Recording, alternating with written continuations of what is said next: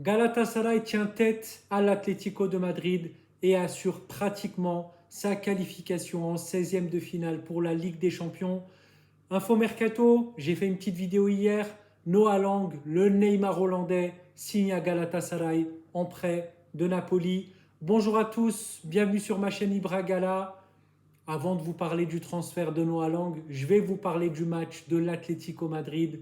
Un Galatasaray qui est en crise après sa défaite contre Fener, l'ennemi, le rival. Un non-match, j'ai envie de vous dire. Et le match nul qu'on a fait aussi. Un match poussif, très nul, contre Antep à la maison 1-1. On marque dans les dernières minutes avec Barış Alper Yılmaz. Donc comment ce Galatasaray en crise a fait pour se réveiller contre l'Atlético Madrid? Il y a plusieurs éléments de réponse. Je vais vous en parler.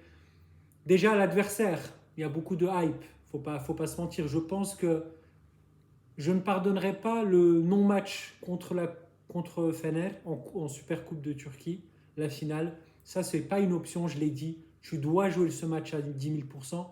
Mais en Super League, tu choisis tes matchs. Sauf que il n'y a pas beaucoup d'écart entre Fener et Galatasaray. Il n'y a qu'un point. Donc on prend beaucoup de risques en championnat. On aurait 6, 9, 10 points d'écart. Je dirais, bon, c'est pas grave. Il n'y a pas de souci, on a de l'avance. On est de toute façon très fort. Mais attention à ne pas sous-estimer la Super League. Mais c'est vrai que là, l'ambiance, le parfum de la Ligue des Champions, l'adversaire, l'Atlético Madrid, nous hype forcément. Et il ne faut pas oublier une chose, on a récupéré Victor Osimhen qui revenait de la CAN, donc c'est un plus. On avait l'équipe presque type, j'ai envie de vous dire, parce que à part Singo qui revient tout doucement et de toute façon, comme je l'ai déjà dit dans mes précédentes vidéos, ça fait 2 mois que Singo on l'a plus et en plus Roland Salahi a fait un match de guerrier. Tout le monde a été en mode guerrier, un peu comme contre Liverpool, sauf que l'Atlético, c'était plus dur, je trouve. Franchement, l'Atlético Madrid, c'est une équipe. J'en parlais à mon frère parce que lui, il est fan du Real et il suit beaucoup la Liga.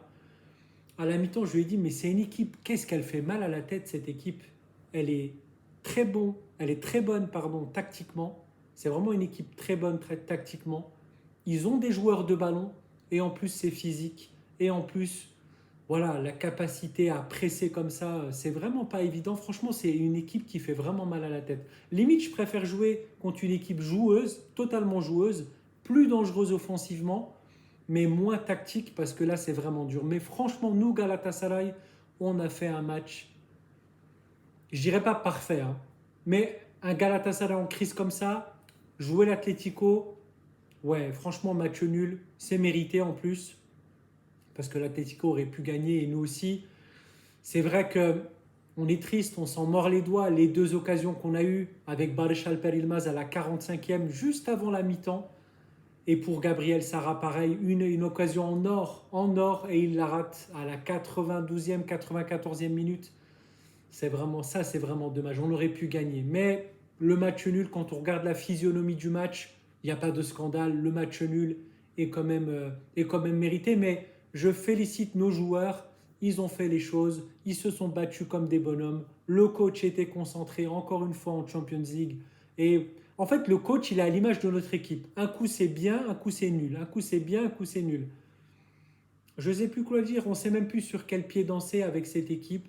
Un coup, on nous hype, ouais, super, et ça se trouve là samedi, on va jouer contre Karagümrük au stade olympique Atatürk. Encore une fois, le stade que j'aime pas, qui est vraiment très bizarre, où il y a beaucoup de vent, enfin, une ambiance très particulière. Ça se trouve, on va perdre contre eux. Et là, on va perdre la première place du championnat. Donc, attention à ça. Mais contre l'Atlético, on a fait vraiment un match de bonhomme. Rappelez-vous ce que j'ai dit pour Urjan Çakır. Rappelez-vous ce que j'ai dit pour Urjan Çakır. Je l'ai dit, ce gardien, quand il va venir à Gala, pour les gens qui s'en souviennent, qui m'ont suivi depuis le début, surtout quand je faisais des vidéos mercato l'été, quand il va venir à Gala, il allait passer un step. Je l'ai dit aussi en space avec Galatasaray France. Et il a passé un step. C'est vraiment un très bon gardien qui a évolué.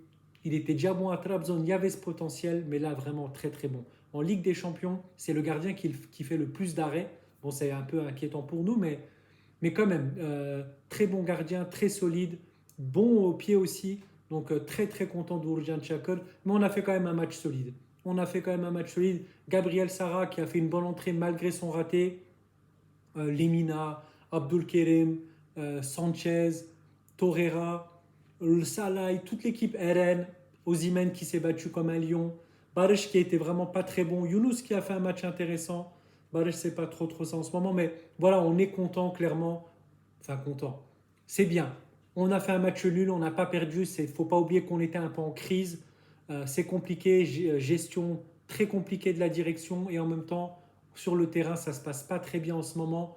Donc le point il fait du bien. Match nul en plus on perdait 1-0, on prend un but dès la 4e minute, on a bien réagi, ça c'est important et ça nous qualifie pratiquement. On a 99,5% de chances d'être dans les 24. Il faut vraiment qu'il y ait une catastrophe. Il y a des scénarios de fou pour pas qu'on puisse se qualifier pour les 16e. Après, attention, voilà, c'est pas totalement fait. On jouera contre Manchester City mercredi à 21h.